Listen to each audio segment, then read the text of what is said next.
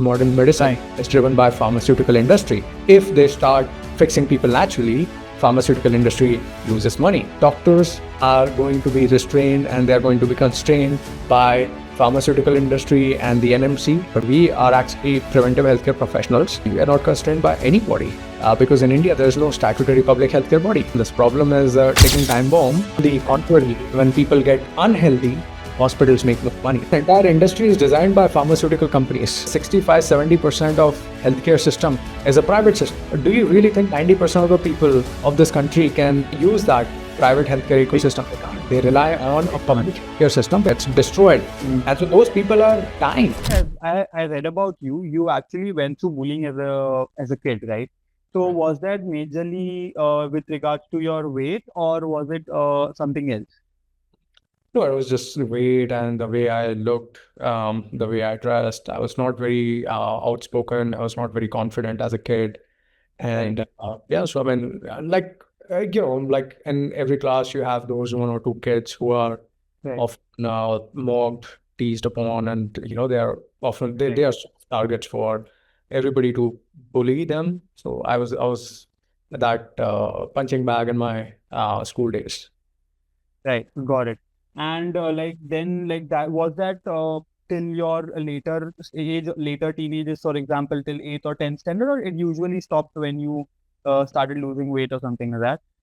No, it was mainly through my early childhood and especially during my hostel days. So I was in a boarding school for almost 4 years. That was when it was. Then I came back to a regular school where in 8th class, like the mocking continued, but at least, one of my friends, and he used to, call me by names, even in a joking manner. So he told me that I should go and join a gym. So he said it mockingly, but I took it seriously. And then that's when my fitness journey started. And I think when you start going to the gym, there's a certain a way people start looking at you. They're like, okay, this guy's at least trying. So the mocking did come down to a certain extent, not completely, but as I spent more and more on getting fitter and healthier and going to the gym, clearly the mocking stopped substantially. Right, got it. So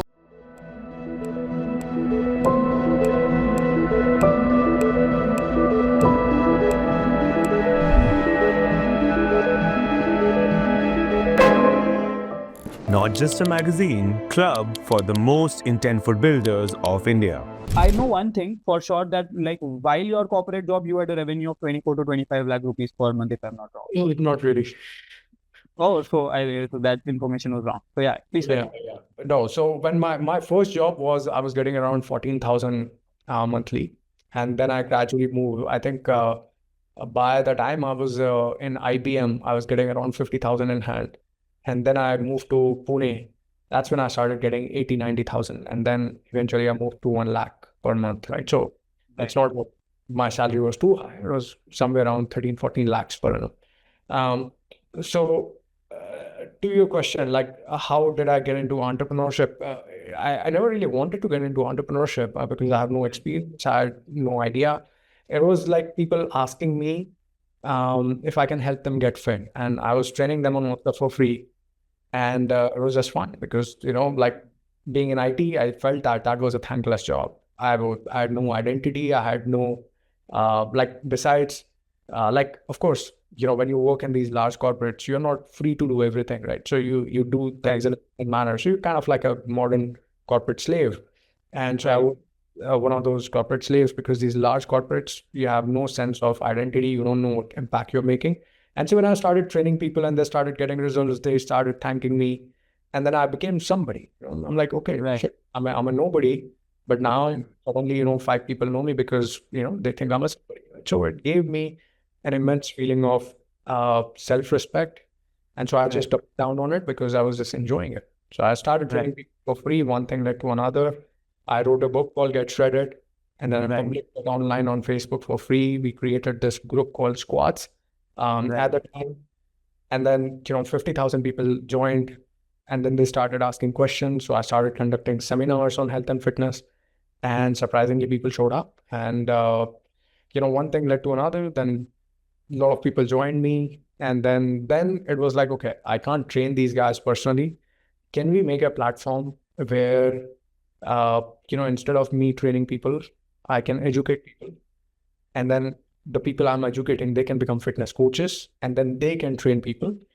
When you started, like, so how did you get in coaches? So coaches for you is external mass. For example, if a person comes to Fittr or squats at that time, he would actually require 10, 12, 15 people over there to, for your pilot to actually work there. Yeah. So Yeah. then how did you approach these coaches? What was your first pitch? Like, how did So you coaches actually get in the were, first? yeah, so coaches were not coaches. These were the people who I trained personally. And so I said, Okay. I've trained you and you have seen the results. Now I want you to train other people and show the results. And so I had done a certification, which was ISSA, Sports Nutrition Specialist. I asked all of them to do the same certification.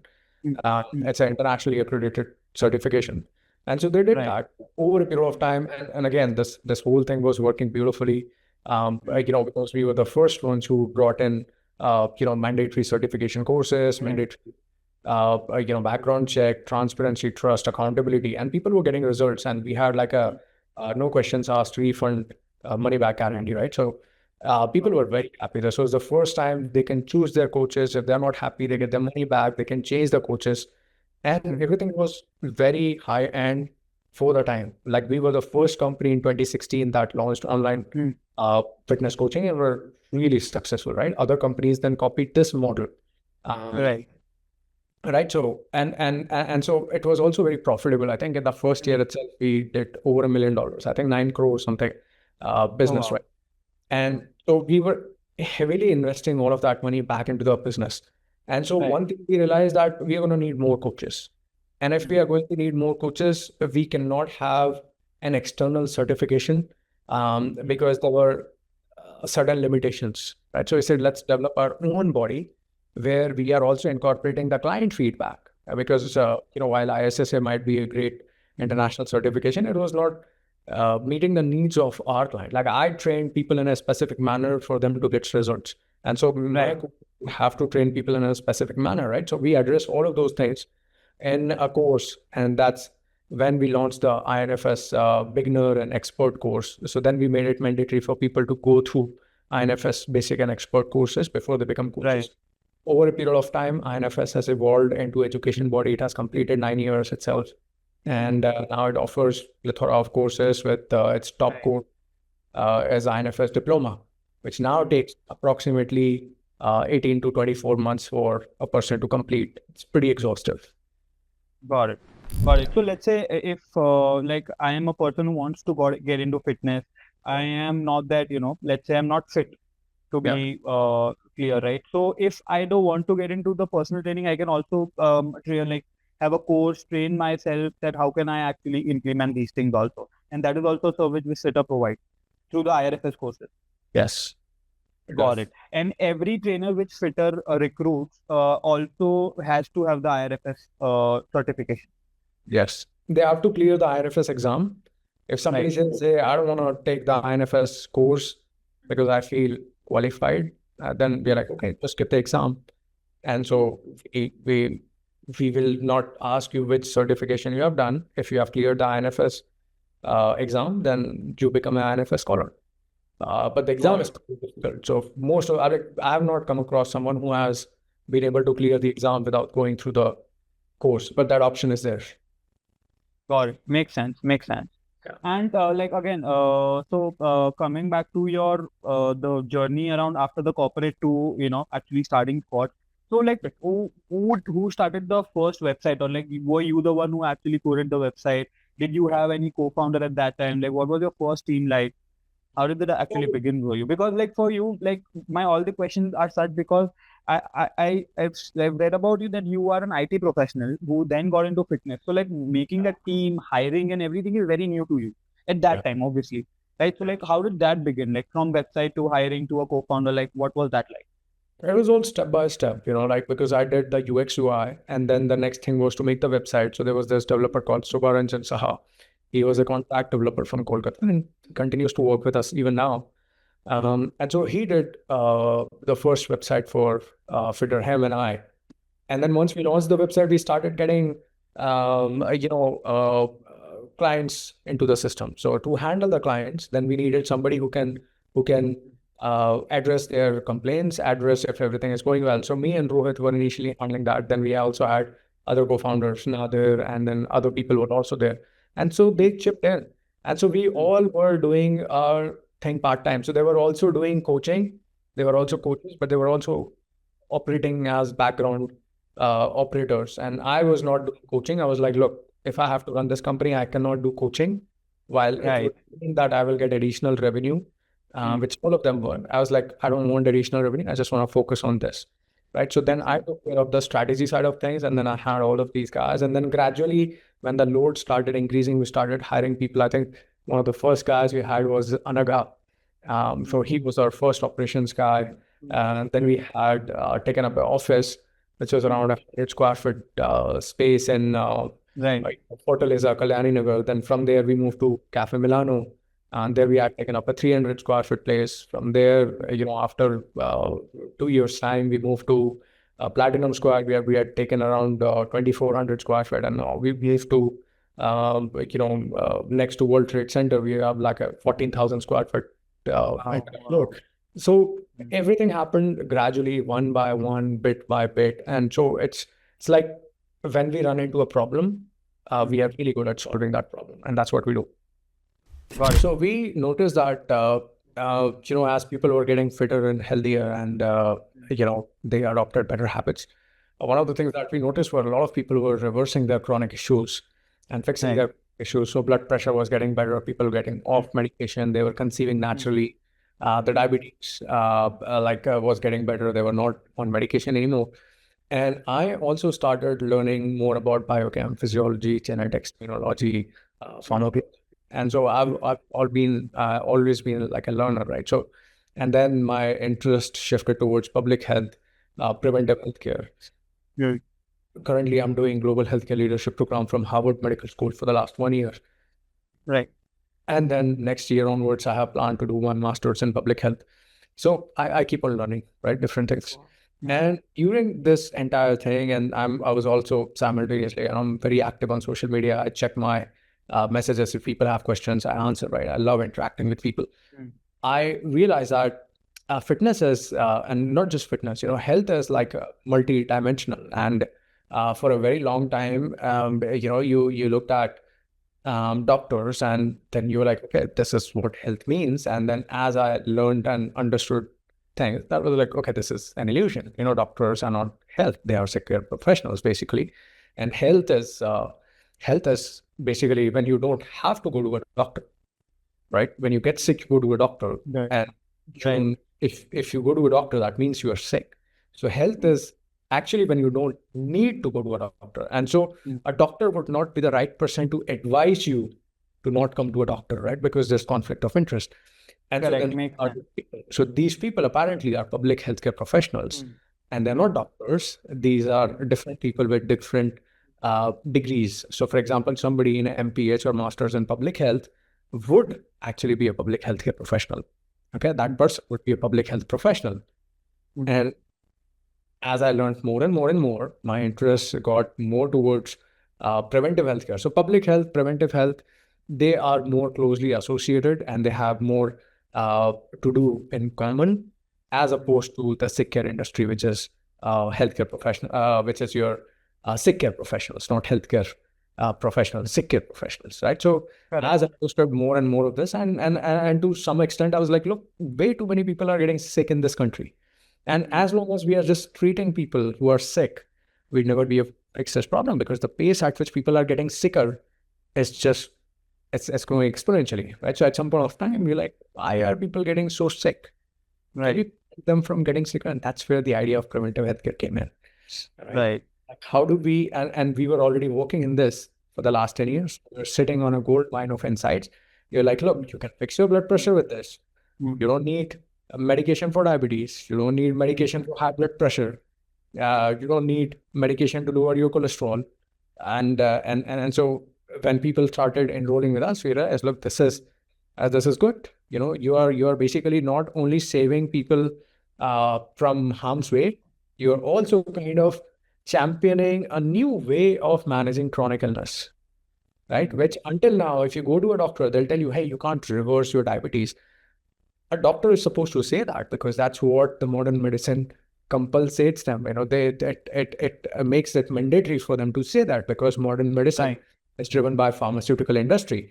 If they start fixing people naturally, pharmaceutical industry loses money. And if it starts losing money, then doctors they don't serve as a distribution platform for pharmaceutical company, which, whether they agree or not, are actually right now. They are basically distribution medium for pharmaceutical drugs, right? So there was a huge conflict of interest. I'm like, look, doctors are going to be restrained and they're going to be constrained by pharmaceutical industry and the NMC.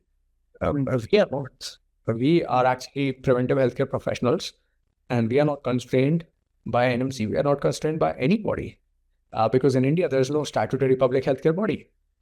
And so I'm like, okay, this is good. Let's see if we can use this to fix some of the problems in healthcare. And I mean, that's what we're doing now. And right now, my team is filing around 4 to 5 cases against different bodies in the country. Right. So right from the CDSCO to NMC to Ministry of Family and Health Affairs, and also asking for a CAG audit for the healthcare industry. Then we are also talking about passing of the Healthcare Act, which have been in abeyance for the last 20 years. So we're doing a lot of stuff now. And in terms of verticals, I think we have coaches, we have doctors, we have 30 plus doctors right now. We have diagnostic labs and clinics, which is also going to be a maternity clinic.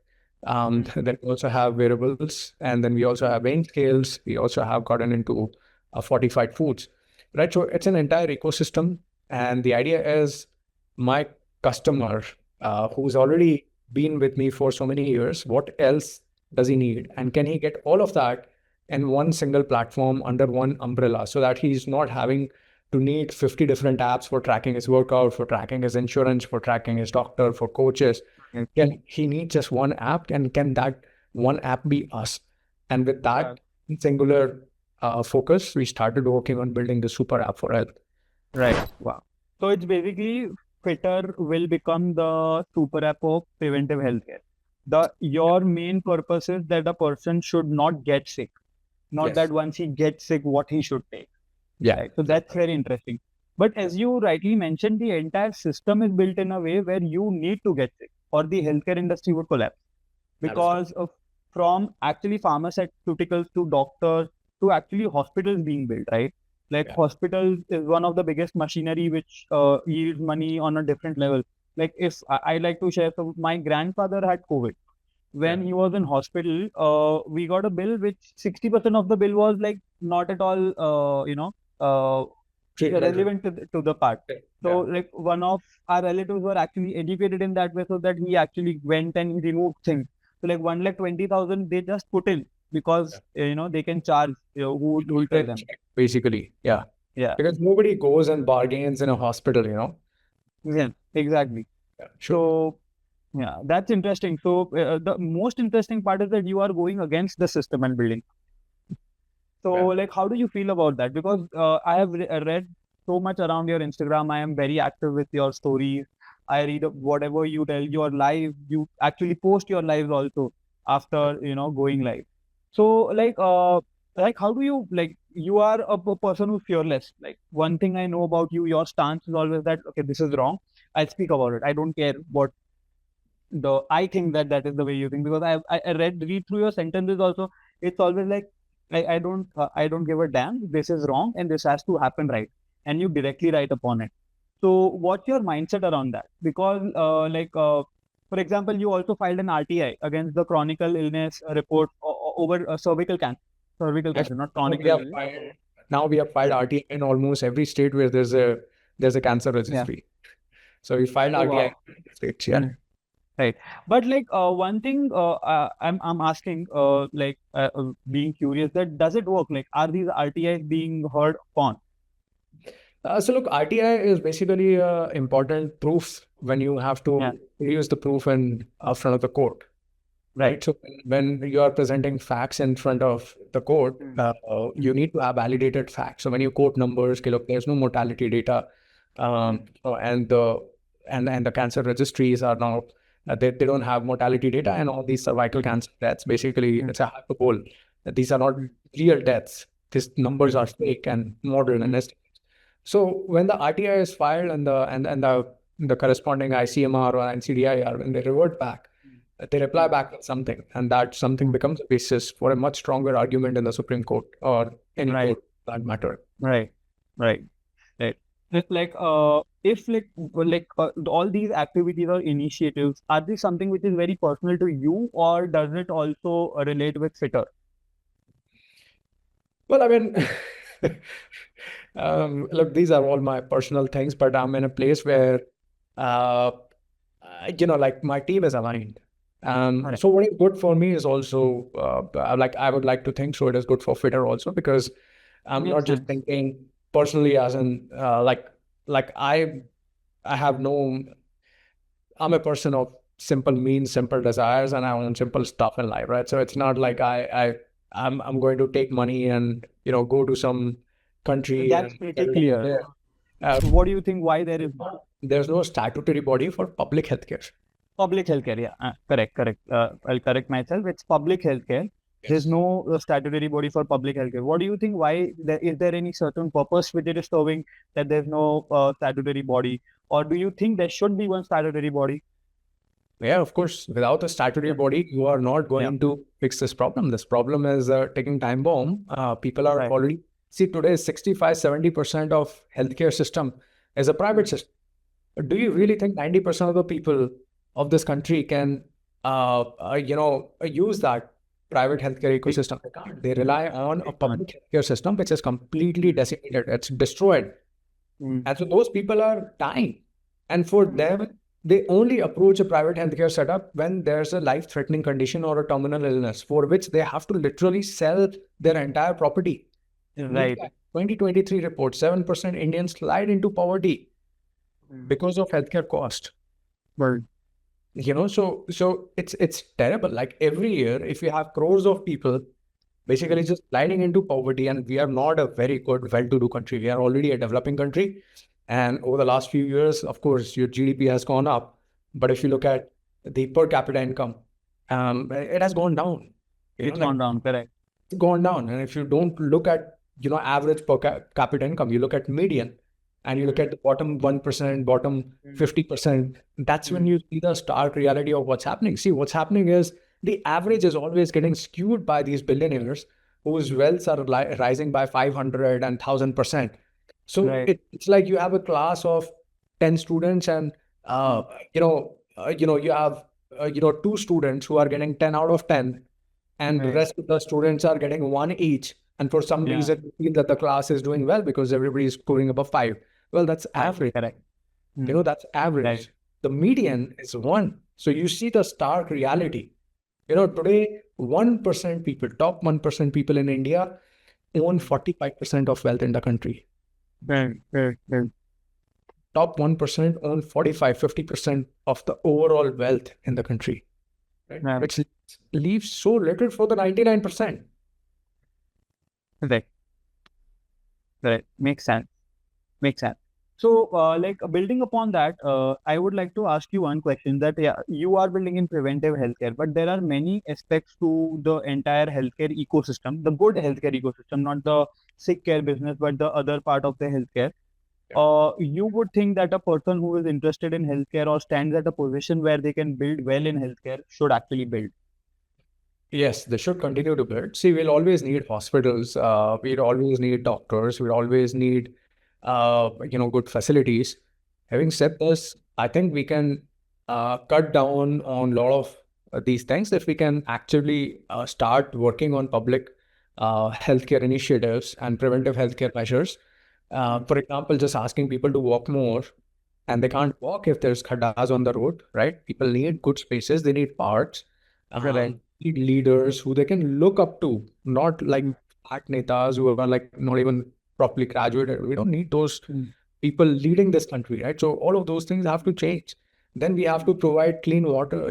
Typhoid every year so many people die because of typhoid in India. They still have dengue, they have malaria, all these basic things which have a lot to do with sanitation and good hygiene. So clean water, clean food, and then so many kids are malnourished in the country. We have right to food. Right to food is a right to life. It's covered under Article 21 of the Constitution. So we have right to food. But still, despite having a right to food, we are still not able to provide proper nutrition to our kids. There's so much of corruption happening that the government is allocating budget and the netas are filling up their stomachs, right? So there's so much which is wrong and corrupt and just it's abhorrent. And so somebody will have to start talking about these things. And I'm not talking about these things because I want to be the savior or somebody feels like I'm that guy. No, I'm doing it for my family. I'm doing it for my kids. Let's assume that if it benefits somebody else, that's good. Merely a coincidence.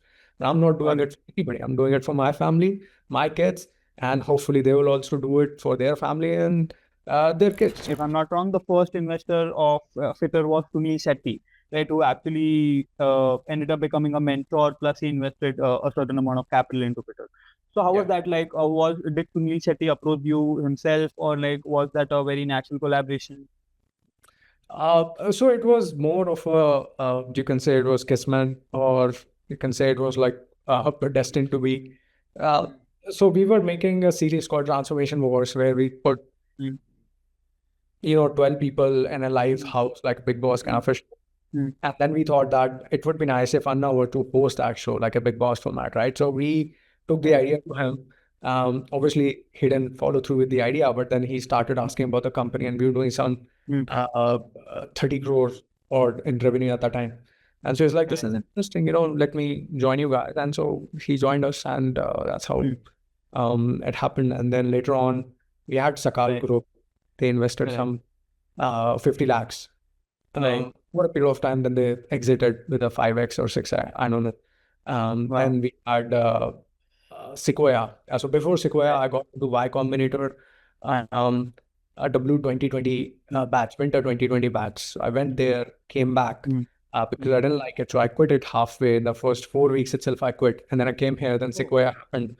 And the reason why I went there was to learn, because company was making money, you were profitable. So I was suffering from something called as imposter syndrome, which happens. It's a very common thing amongst founders, right? So I was like, okay, I need to, learn.